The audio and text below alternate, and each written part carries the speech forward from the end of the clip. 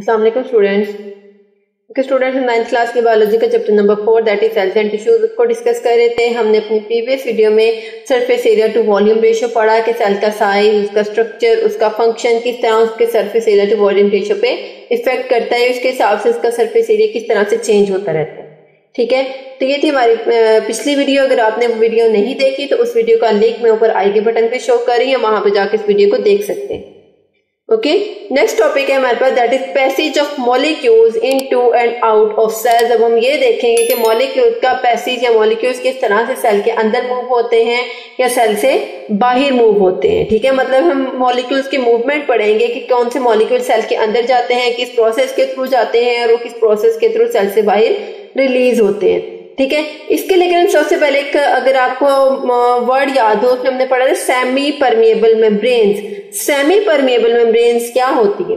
वो मेम्ब्रेन जो अपने अंदर से कुछ मटेरियल्स को तो अलाउ करती है कि वो उनके अंदर से इजीली पास कर सके, लेकिन कुछ मटेरियल्स को अपने अंदर से गुजरने की इजाजत नहीं देती या उन्हें अलाउ नहीं करती कि वो उनके अंदर से पास करके सेल के अंदर जा सके। तो उन मेम्ब्रेन्स को हम क्या कहते हैं? Semi permeable membranes. Cell membrane act as barrier to most but not all molecules. ठीक है, कि जो सेल मेम्ब्रेन है वो कुछ मॉलिक्यूल्स के को एज अ बैरियर जो है वो एक्ट करती है, मतलब कुछ मॉलिक्यूल्स के लिए रुकावट का काम करती है कि वो उनको अंदर पास नहीं होने देती। This property is called semi permeability. So cell membrane is called semi permeable membrane. इस प्रॉपर्टी को हम क्या कहेंगे? जिसमें सेल के अंदर कुछ ऑर्गेनिजम्स को या कुछ मटेरियल्स को ब्लॉकेज हो जाए तो उस प्रॉपर्टी को हम कहेंगे सेमी परमिएबिलिटी, और इन मेम्ब्रेन्स को कहेंगे semi permeable membrane. Cell membrane maintains equilibrium inside and outside of cell by exchanging matter with cell's environment according to needs। अब cell membrane क्या करती है? सेल के अंदर और बाहर इक्विलिब्रियम को मेंटेन करती है, मतलब कि कुछ मॉलिक्यूल्स को अंदर जाना है, कुछ मॉलिक्यूल्स को बाहर आना है, तो इनकी movement inside the cell and outside the cell ये कौन सी मेम्ब्रेन मेंटेन करती है? Cell membrane. ओके, इसके बाद अगर हम कुछ प्रोसेसेस पढ़ें कि जिन प्रोसेसेस के थ्रू जो है वो मटेरियल सेल के अंदर मूव करते हैं, सेल से बाहर मूव करते हैं, उसमें हम यहाँ पे 7 प्रोसेसेस को पढ़ेंगे। नंबर 1 हमारे पास diffusion, facilitated diffusion, osmosis, filtration, active transport, endocytosis and exocytosis. अब डिफ्यूजन क्या है, फैसिलिटेटेड डिफ्यूजन क्या है, ऑस्मोसिस क्या है, फिल्ट्रेशन क्या है, एक्टिव ट्रांसपोर्ट क्या है, एंडोसाइटोसिस एंड एक्सोसाइटोसिस सारे कौन से प्रोसेसेस हैं, किस तरह से परफॉर्म होते हैं, किस तरह से मटेरियल्स की मूवमेंट होती है इन प्रोसेसेस में। तो ये सारे प्रोसेसेस अब हम 1 बाय 1 अपनी हर वीडियो में पढ़ेंगे। आज की वीडियो में जो हम प्रोसेस पढ़ेंगे वो हमारे पास नंबर 1 दैट इज डिफ्यूजन। पहला प्रोसेस क्या है हमारे पास?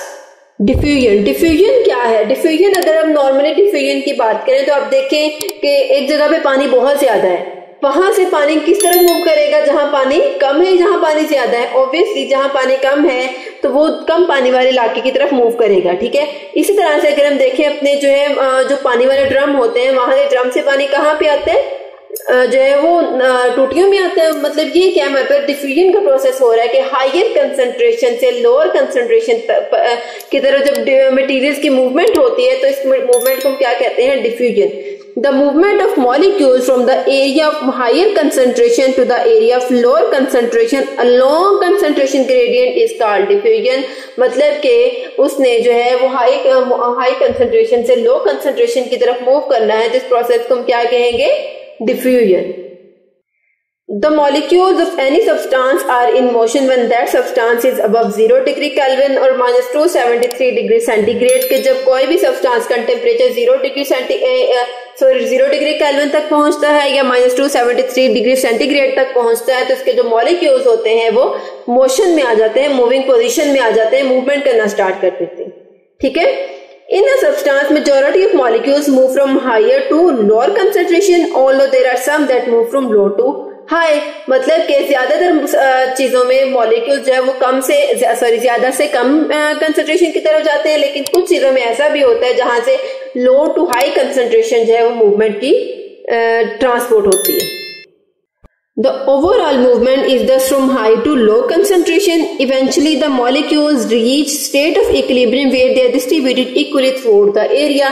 अब आप सपोज करें कि आपके पास 2 ग्लास है, आपने 2 ग्लास में पानी डाला हुआ है, एक ग्लास में ज्यादा एक ग्लास में कम है, फिर आप क्या करोगे, एक स्ट्रॉ उसमें से पास करवाओगे ज्यादा पानी वाले से कम पानी वाले की तरफ, तो क्या होगा, ज्यादा पानी वाले ग्लास से कम पानी वाले ग्लास की तरफ वाटर की मूवमेंट स्टार्ट हो जाएगी। क्या वाटर मूव होता रहेगा? बिल्कुल भी नहीं। एक टाइम ऐसा आएगा जब दोनों ग्लासेस में जब पानी का लेवल एक जैसा हो जाएगा तो मूवमेंट रुक जाएगी, मतलब कि इक्विलिब्रियम की स्टेट आ जाएगी जब दोनों साइड पे जो है वो एक जैसी डिस्ट्रीब्यूशन हो जाए मॉलिक्यूल्स की। ठीक है, इसमें कुछ एग्जांपल्स देखते हैं कि कौन कौन से मॉलिक्यूल्स डिफ्यूजन के थ्रू मूव करते हैं। तो अब देखते हैं, नंबर 1 है कार्बन डाइऑक्साइड, उसके बाद पढ़ते हैं oxygen, then third one is glucose. के सेल के अंदर जो कार्बन डाइऑक्साइड है, ऑक्सीजन है या ग्लूकोज है, ये डिफ्यूजन के प्रोसेस के थ्रू मूव करते हैं। ओके स्टूडेंट्स, अब गैस एक्सचेंज किस तरह से होता है एनिमल्स में? Gas exchange in gills and lungs occurs by diffusion, कि जो एनिमल्स में या ऑर्गेनिजम्स में जब गैसेस का एक्सचेंज होना है, ऑक्सीजन ने बॉडी के अंदर मूव करना है, कार्बन डाइऑक्साइड ने बॉडी के बाहर मूव करना है, तो किसके थ्रू मूव करेगी? या तो गिल्स के थ्रू फिशेस वगैरह में, या अगर हम ह्यूमंस की बात करें तो लंग्स के थ्रू। ठीक है, मैमल्स की बात करें तो ये किस प्रोसेस के थ्रू होती है? डिफ्यूजन के थ्रू। अगर बाहर जो है ऑक्सीजन ज्यादा है तो वो हमारी बॉडी की तरफ मूव करेगी, लेकिन अगर हमारी बॉडी के अंदर ज्यादा ऑक्सीजन स्टोर हो गई है या ज्यादा कार्बन डाइऑक्साइड स्टोर हो गया तो वो अंदर से बाहर की तरफ मूव करेगी। इसी तरह से ग्लूकोज मॉलिक्यूल्स की मूवमेंट वो भी इंटेस्टाइन से ब्लड कैपिलरीज में डिफ्यूजन के थ्रू होती है, मतलब कि इंटेस्टाइन में ग्लूकोज मॉलिक्यूल्स की मूवमेंट, जो ग्लूकोज मॉलिक्यूल्स की कंसंट्रेशन ज्यादा होती है as compare to blood capillaries, तो इस वजह से इंटेस्टाइन से ब्लड कैपिलरीज की तरफ ग्लूकोज मॉलिक्यूल्स की मूवमेंट डिफ्यूजन के थ्रू स्टार्ट हो जाती है।